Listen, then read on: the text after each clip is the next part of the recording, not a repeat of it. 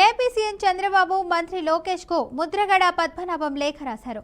కూటమి పాలనలో పాలన గాడి తప్పిందని, రాక్షస పాలనలో దహనకాండ చూస్తున్నారా అని ప్రశ్నించారు. ఇక వైసీపీ నేతలను అవమానించడం సరికాదన్నారు. ఏపీలో ప్రధాని మోడీ ఎమర్జెన్సీ విధించాలని కోరారు. ఇక ప్రభుత్వం కాపులను అయితే టార్గెట్ చేసిందని, ఇక బీసీ రిజర్వేషన్ల విషయంలో హామీ ఇచ్చి మోసం చేసిందని మండిపడ్డారు. ఇక కాపు సామాజిక వర్గం కోపంగా ఉన్నప్పటికీ పవన్ పై ఉన్నటువంటి ప్రేమతోనే మద్దతు ఇచ్చారని ముద్రగడ తెలిపారు. ఇక మాజీ మంత్రులు అంబటి రాంబాబు, విడతల రజని, జోగి రమేష్ ను అవమానించడం ఎంతవరకు న్యాయమన్నారు. తిరుపతి లడ్డూలో కల్తీ జరగలేదని సిబిఐ ఇచ్చిన నివేదికతో గతంలో మీరు చెప్పింది అబద్ధమని తేలిపోయిందని పేర్కొన్నారు.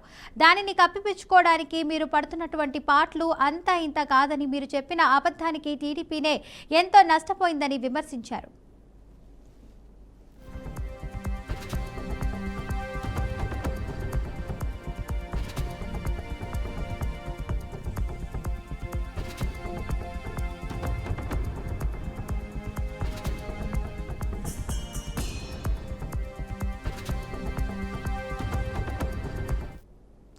ఏపీ సీఎం చంద్రబాబు మంత్రి లోకేష్ కు ముద్రగడ పద్మనాభం లేఖ రాశారు.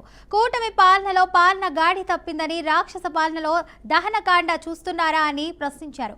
వైసీపీ నేతలను అవమానించడం సరికాదన్నారు. ఏపీలో ప్రధాని మోడీ ఎమర్జెన్సీ విధించాలని కోరారు.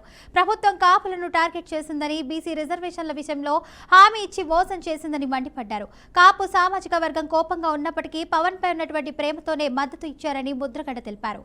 ఇక మాజీ మంత్రులు అంబటి రాంబాబు, విడతల రజని, జోగి రమేష్ ను అవమానించడం ఎంతవరకు న్యాయమన్నారు. తిరుపతి లడ్డూలో కల్తీ జరగలేదని సిబిఐ ఇచ్చిన నివేదికతో గతంలో మీరు చెప్పింది అబద్ధమని తేలిపోయిందని పేర్కొన్నారు.